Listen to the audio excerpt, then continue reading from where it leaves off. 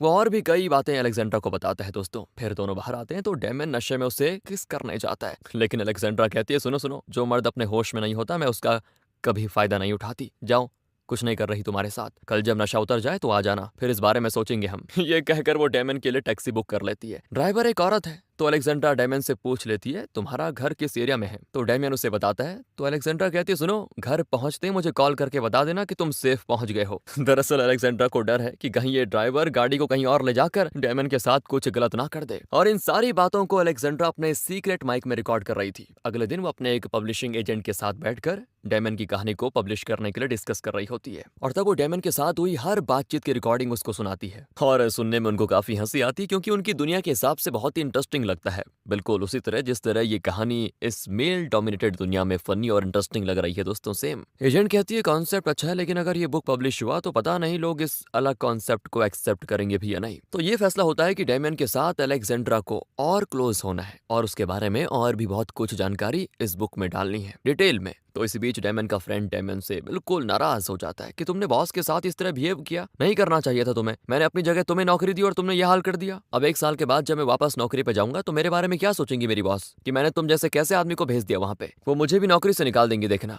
अब वो ऐसे बात करता है जैसे कि वो अलेक्जेंड्रा से बहुत ही डरता है, और ये बात डेमन को तो पचनी थी नहीं, क्योंकि उसके हिसाब से तो एक औरत को मर्द से डरना चाहिए, ना कि मर्द को औरत से। डेमन भड़क जाता है कि यार तुझे हुआ क्या है बे, तू भूल गया है क्या कि किसी जमाने में हम क्या हुआ करते थे, अबे राज करते थे राज, और ये औरतें हमसे डरती थी, हमें इम्प्रेस करने के लिए ड्रेस करती थी, हमारा प्यार पाने के लिए कुछ ना कुछ करती रहती थी, हमारी गुलाम थी वो, और तुम हो कि बस डरे सहमे रहते हो, घर के सारे काम करते हो, बच्चे संभालते हो, घर से बाहर निकलने का तुम्हारे पास टाइम नहीं होता बताओ, ऑफिस भी जाते हो तो घर आकर मशीन की तरह फिर से घर का काम भी करते हो। अलेक्जेंड्रा एक औरत है, पर फिर भी तुम उससे इतना डरते हो कि क्या बोले। यार शर्म नाम की कोई चीज है तो उसको खा लो। पर दोस्तों उसका फ्रेंड अभी भी डर कर यही कहता है क्या करूं डेमियन, इस दुनिया में मर्द जात की इज्जत ही क्या है, हम पैदा ही इसीलिए हुए हैं औरतें हमारा इस्तेमाल कर सके, उनके बिना हम जिएंगे तो जिएंगे कैसे हैं। मेरे लिए तो मेरा परिवार ही दुनिया है, मेरे बच्चे मेरे लिए सब कुछ है, उनकी भलाई के आगे मेरे लिए और कुछ भी जरूरी नहीं है यार, मैं अपनी पूरी जिंदगी उनके लिए त्याग दूंगा। आखिर बाप त्याग का जीता जागता रूप होता है। जिस तरह इस दुनिया में औरतों को माँ बेटी बहन इस तरह के रिश्तों के दायरों में कैद करके उन्हें पवित्रता और त्याग की मूर्तियों की तरह दर्शाकर उनका आजादी से जीना मुश्किल कर रखा है पितृसत्ता ने, वही सब उस फीमेल डोमिनेटेड दुनिया में